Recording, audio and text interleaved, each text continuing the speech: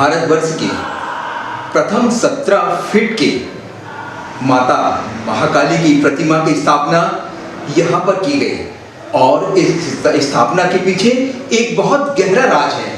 वो राज से मैं आपको वाकिफ करवा रहा हूँ, परिचित करवा रहा हूँ। बाल्यावस्था में, बचपन में 8 वर्ष की उम्र में जिस ब्राह्मण बालक ने एक संकल्प लिया और संकल्प लेकर उसे धीरे धीरे पूरा करता चला गया। जी हाँ, किसी कवि की वो पंक्तियां मुझे याद आ रही हैं। जितने कष्ट कंटकों में जिनका जीवन सुमन खिला, गौरव गंध उन्हें उतना ही यत्र तत्र सर्वत्र मिला। कुछ ऐसा ही गौरव गंध पाने वाले हमारे बीच मौजूद हैं पंडित शास्त्री सुधीर दुबे जी, जिन्होंने नवरात्रि में 9 दिन माता रानी की सेवा आराधना। जबलपुर के इतिहास के पन्नों में भारतवर्ष की वह 17 फीट की प्रतिमा, जो भारत की पहली प्रतिमा कहलाई, माता महाकाली की प्रतिमा, जिसकी स्थापना यहाँ पर की गई है। मैं आपको बता दूं कि इस स्थापना के पीछे गहरा राज है और ये राज को 8 वर्ष की उम्र में एक ब्राह्मण बालक ने अपने मन में संयोजा, संकल्प लिया और संकल्प लेकर उन्हें धीरे धीरे पूरा करते चले गए। खास बात तो यह है कि भारतवर्ष के अंदर जबलपुर का दशहरा ऐतिहासिक दशहरा माना जाता है और यह दशहरा माता महाकाली, गड़ा फाटक की बड़ी महाकाली के बिना अधूरा रहता है। ऐसे ही भक्त जो 9 दिन माता रानी की सेवा आराधना और पूजन पाठ करते हैं, 9 दिन माता रानी की तपस्या करते हैं और तपस्या के बाद बड़ी धूमधाम से दशहरा चल समारोह में माता रानी की प्रतिमा निकाली जाती है। उन्हीं बालक ने संकल्प लेकर माता रानी की यहाँ स्थापना की। मैं आपको मिलवाता हूँ शास्त्रीय पंडित सुधीर दुबे जी से। हमारे साथ मौजूद हैं पंडित सुधीर दुबे जी।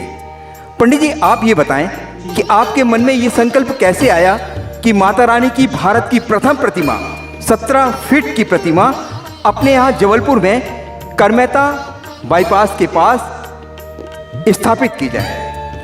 ये बाल्यकाल से स्वप्न था कि माता जी का विग्रह विराजमान करना है, लेकिन स्वप्न को साकार माता जी ने किया है कि इतना अभूतपूर्व कार्य उन्होंने करवाया है, उनकी मर्जी से हुआ है।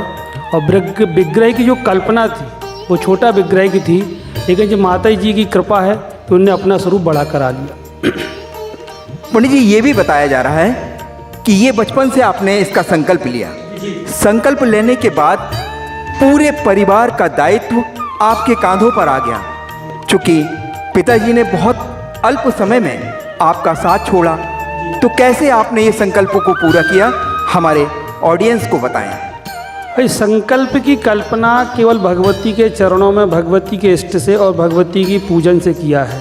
कि भगवती की बाल्यकाल से उपासना की और उपासना अनन्य रूप से की, तो उसका प्रतिफल आज हमें इस अवस्था में प्राप्त हुआ कि माता रानी ने जो विग्रह बना है और जो मंदिर का निर्माण हो रहा है, ये प्रथम मंदिर है काली जी के यंत्र में। काली जी के यंत्र में अभी तक भगवती का कोई भी मंदिर का निर्माण नहीं हुआ।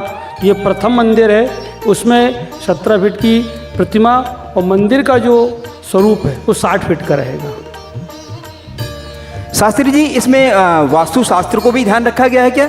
पूरा मंदिर वास्तु पर आधारित है और उसी के अनुरूप बना है।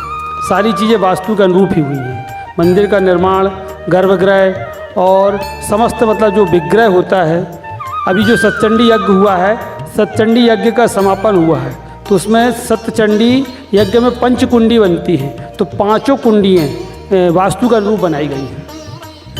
आदरणीय शास्त्री जी, हमने ये भी सुना है कि यह सिर्फ एक ही पत्थर पर तराशी गई प्रतिमा है, जिस पत्थर को काट कर, छील कर और बड़े लगन से इसका निर्माण किया गया। ये प्रतिमा कहाँ से और कैसे बनवाई आपने? ये प्रतिमा जयपुर से 100 किलोमीटर आगे सरना डूंगरी क्षेत्र में बनी है और 22 फीट का पत्थर था, जिसमें 17 फीट उनने तराशा है और पत्थर की चौड़ाई थी 10 फीट और गहराई थी 3 फीट। भारत के इतिहास में सबसे बड़ी महाकाली मानी जाती है कलकत्ता की महाकाली। और सबसे बड़ी बात आपको बता दूं कि उनसे भी बड़ी प्रतिमा यानी 17 फीट की प्रतिमा की स्थापना यहाँ जबलपुर शहर में की गई और हमारे शास्त्री जी ने इस प्रतिमा की स्थापना करवाई। संघर्षमय जीवन को जीते हुए किस ढंग से वो यहाँ तक पहुँचे, हम पंडित जी से जाने ये सारी बातें। 8 वर्ष की आयु में पिताजी का देहांत हो गया और उनके देहांत के पश्चात भगवती का जो स्थान था, वहाँ पिताजी के अन्य शिष्य भी थे, लेकिन उनने पिताजी का जो आसन था, व्यास आसन, उसमें बोले कि उनके कोई पुत्र जाएंगे। 2 बड़े भाई भी थे, लेकिन हमारी इच्छा ज़्यादा थी। हम पहुँचे और वहाँ पहुंचकर भगवती को पूजन किया, ध्यान किया, पिताजी का ध्यान किया। तो पिताजी कई वर्षों तक परोक्ष रूप से हमारा सहयोग करते रहे। क्या बात है, और उन्हीं की कृपा से आज संभव हुआ है। और मंदिर में भगवती के विग्रह के सामने पिताजी का भी विग्रह स्थापित किया है, क्योंकि बिना उनकी कृपा के आज भी इतना बड़ा मंदिर का निर्माण हो गया है। परिवार की जवाबदारी को समझते हुए, उसको पूर्ण करते हुए, फिर माता जी की सेवा भी करना और उसके बाद इस निर्माण के लिए भी प्रयासरत रहना। विगत 4 वर्षों से बहुत तेज़ी से काम चल रहा है और उसमें प्रयासरत रहते हुए आज हमें सफलता हासिल हुई है, भगवती की कृपा से और पूज्य पिताजी की कृपा से। उनका ही आशीर्वाद है जो आज मंदिर का निर्माण हो पाया। पंडित जी, आपने महाकाली के लिए यही स्थान क्यों चुना? कोई और स्थान भी चुन सकते थे या उनकी स्थापना कहीं और भी हो सकती थी। ऐसा कैसे आपके मन में आया कि माता रानी की स्थापना यहाँ की जाए और इसी स्थान पर माता को विराजमान किया जाए? क्या है, माता जी के मंदिर को विराजमान करने के लिए मैंने कई प्लॉट देखे, उनको बुक किया, लेकिन जब प्लाट लेते थे तो उसमें जाके हम रात में कुछ छोटी मोटी क्रियाएं पूजन करते थे, तो उसमें कोई ऊर्जा नहीं मिलती थी। जिस दिन ये प्लाट हमने लिया, बात हुई, तो रात में आकर के हमने इसकी पूजन की, तो हमें इसमें पॉजिटिव आकृति दिखी जो भगवती के लिए उपयुक्त थी। तो इसलिए भगवती, अब मैं समझ गया कि भगवती का विग्रह यहीं विराजित होना है। तब जा कर के माता जी ने यहाँ अपना स्वरूप प्रदान किया। पंडित जी, एक बात और जानना चाहूँगा आपसे कि 9 दिन नवरात्र में गढ़ा फाटक में कैसे पूजन पाठ संभव हो पाता है, कैसे आप समय दे पाते हैं और वहाँ तक आप कैसे पहुँचे? बड़ी महाकाली का जो विग्रह है वो हमारे बब्बा जी ने रखवाया। बब्बा जी पुरोहित थे, फिर उसके बाद पिताजी पुरोहित हुए, फिर उसके बाद मैं पुरोहित हुआ। तो वो पिताजी जे पूर्वजों से चला आ रहा है, तो उसके लिए सारे कार्य अधूरे रह जाते हैं उसके बिना, और उसमें रहने के लिए सारी पूजन पाठ सबको हम रोक देते हैं और फिर वहाँ पूजन करते हैं 9 दिन। उसके बाद फिर हम यहाँ आते हैं। पंडित जी, अब एक विषम सवाल हमारे और भक्तों के मन में उभर रहा है कि नवरात्रि के समय कहाँ समय दे पाएंगे आप, इधर या गढ़ा फाटक में? हमारा पहला और मुख्य स्थान है गढ़ा फाटक। गढ़ा फाटक की भगवती ही ये है, हमारे लिए दोनों अलग नहीं हैं। पहले गढ़ा फाटक की भगवती पर ध्यान देंगे, पूजन अर्चन करेंगे और उसके बाद इस मंदिर के नियम और निर्माण में लगेंगे। ये बहुत बड़ी बात है कि 17 फीट की प्रतिमा, भारत की प्रथम प्रतिमा यहाँ स्थापित करने के बाद 60 फीट का मंदिर और किसी से दान ना लेते हुए स्वतः के खर्च पे, जी हाँ, दानदाता जो अपनी स्वेच्छा से आए, अपनी स्वेच्छा से दान दें, उनका दान स्वीकार करने वाले हमारे शास्त्री जी और उनकी स्थापना करने वाले हमारे शास्त्री जी, ऐसे भक्त बिरले ही मिलेंगे माता रानी के। जय महाकाली। आदरणीय शास्त्री जी, राजस्थान से इतनी बड़ी प्रतिमा को लेकर यहाँ तक पहुँचना बड़ा कठिन काम है। ये कैसे संभव हो पाया? कैसे आपने इतनी बड़ी प्रतिमा को जबलपुर तक बुलवाया? कितनी चुनौतियाँ आईं? फिर उनकी स्थापना में क्या क्या परेशानियाँ आईं, हमारे भक्तों को बताएं। सबसे पहला तो ये है कि भगवती की कृपा थी और उनको बैठना था तो जयपुर से बन कर के आ गई, क्योंकि जयपुर से जबलपुर 850 किलोमीटर है। तो 40 फीट के जो ट्राला में आई हैं उसका 3.5 से 4 दिन लगता है, लेकिन भगवती 1.5 दिन में वहाँ से जबलपुर आ गई। क्या बात। और ट्राला वाले को बीच बीच में हम फ़ोन लगा रहे थे, लोकेशन ले रहे थे कि भाई आप ऐसी कैसी गाड़ी चला रहे, तो वो हमसे बार बार कह रहा था कि पंडित जी हम अपनी गति से चला रहे, 12, 15, 25 से ऊपर नहीं जाता कांटा ट्राला का, लेकिन हमें समझ में नहीं आ रही हम ये दूरी कैसे कवर हो रही। और 1.5 दिन कंटिन्यू वो जगह, उसकी आंखें बड़ी बड़ी हो गई थी। और जब वो इधर आया तो हमने उसकी स्थिति देखी कि वाकई उसमें कोई भक्ति का वो प्रवेश कर गया था, जिसके कारण भगवती ने उसको पहुंचा दिया। अब दूसरी बात ये है कि भगवती का विग्रह पूरा तैयार हो गया, इंश्योरेंस हो गया और ट्राला नहीं मिल रहा था। तो मूर्तिकार ने हमको फ़ोन किया, बोले गुरुजी हम परेशान हो गए हैं, भगवती बाहर विराजित है रोड में और ट्राला नहीं मिल रहा। प्रातःकाल उसका फ़ोन आया तो हमने भगवती की पूजन बैठे, उनसे विनती करी यदि आपको जबलपुर नहीं आना तो आप पूरे हमने जो खर्च किए हैं वो सारा खर्च हम दे रहे हैं और आप राजस्थान में ही बैठ जाओ। क्या बात है। फिर उसके बाद 1 घंटे बाद हमारे पास फ़ोन आया कि पंडित जी ट्राला की व्यवस्था हो गई है और हम अभी रवाना कर रहे हैं 2 बजे दिन में। लेकिन 2 बजे दिन में इंश्योरेंस हो गया, सारे पेपर तैयार हो गए और JCB से और क्रेन से माता जी को विराजित कर लिया, लेकिन वो निकली रात को 9:30 के बाद। हमारे यहाँ आ गई और रात्रि भर वर्षा हुई, उनका अभिषेक हुआ, इंद्रदेव ने भी प्रसन्न थे, उनकी वर्षा हुई और प्रातःकाल 9 बजे उनको बैठालना था मंदिर प्रांगण में। लेकिन वो प्रातःकाल होते होते होते क्रेन वाला आया, वो चला गया, फिर दूसरा क्रेन वाला अपने आप आया और शाम को 7 बजे के बाद वो अपने स्थान में विराजित हुई। ये उनकी जो महिमा है। तो उनका जो पूजन होता है वो सूर्योदय में नहीं होता, सूर्यास्त के पश्चात चंद्रोदय में होता है। तो उन्हें अपनी सारी क्रियाएं, सारी पूजन चंद्रोदय में ही करेंगे। शास्त्री जी, सुना ये भी जा रहा है कि जिस समय माता रानी की यहाँ प्रतिमा की स्थापना की गई उस समय तमाम चुनौतियों का सामना करना पड़ा।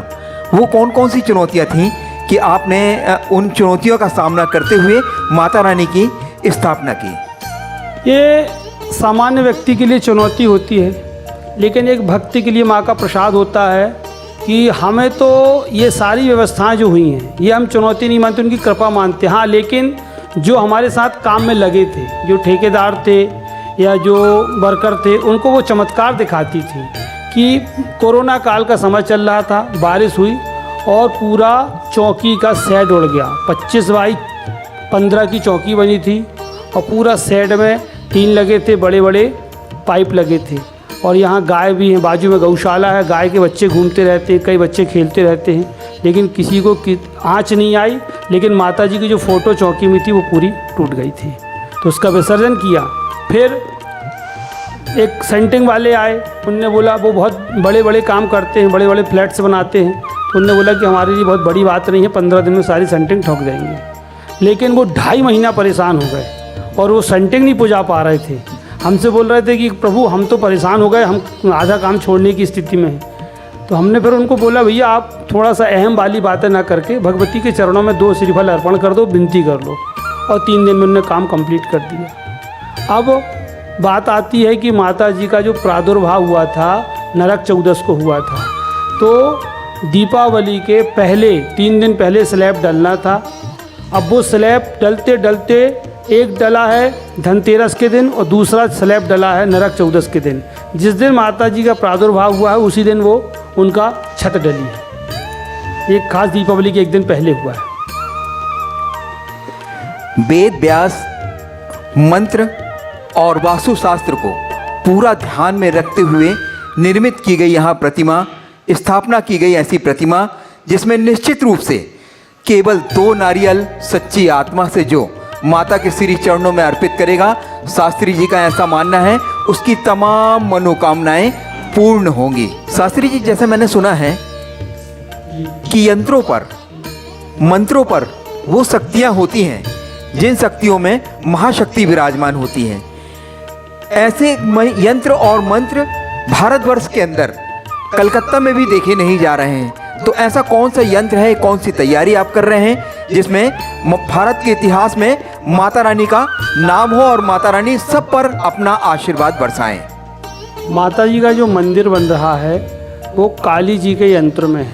मूर्तियाँ जो होती हैं वो काल्पनिक होती हैं और यंत्रों में भगवान का विग्रह आता है। और जिस दिन माता जी का यंत्र निर्मित हो जाएगा, मंदिर पूर्ण हो जाएगा, उस दिन मंदिर केवल दर्शन करने योग्य हो जाएगा और आकर्षण का केंद्र बन जाएगा। क्योंकि यंत्र में वो चुंबकीय तत्व रहते हैं जो व्यक्ति को अपनी ओर आकर्षित करते हैं। और सभी धर्म के प्रेमी या माता के प्रति जिनका भाव समर्पित रहता है, उनसे मैं अनुरोध करता हूँ कि एक बार आकर के दर्शन करें और फिर उसका प्रतिफल आपको स्वतः प्राप्त होगा। क्योंकि भगवती का यदि विनम्रता से, मातृभाव से यदि आप पूजन करते हैं तो उसको कुछ भी सामग्री की आवश्यकता नहीं है, केवल भाव की आवश्यकता है। और जब भाव प्रदान करोगे तो वो आपकी भक्ति ग्रहण करती है और आपको आशीर्वाद देती है। निश्चित तौर पर आरटीओ कार्यालय के आगे पाटन बाईपास के समीप माता रानी की ये प्रतिमा स्थापित की गई। सुधा सागर विहार। जी हाँ, सुधा सागर विहार में माता रानी की प्रतिमा स्थापित की गई। नवरात्रि में 9 दिन गढ़ा फाटक में बृहद महाकाली के जो दर्शन के लाभ हम लेते हैं, तमाम भक्त वहां पहुंचते हैं और सिर्फ 10 दिन ही माता रानी के श्री चरणों के दर्शन हो पाते हैं। माता रानी की श्री चरणों में अपनी अर्जी लगाते हैं। कुछ इस इतिहास को बदलते हुए हमारे शास्त्री जी ने एक नया इतिहास कायम कर दिया। अब 12 महीने 365 दिन उसी महाकाली के दर्शन होंगे और भक्तगण दर्शन का लाभ ले सकेंगे।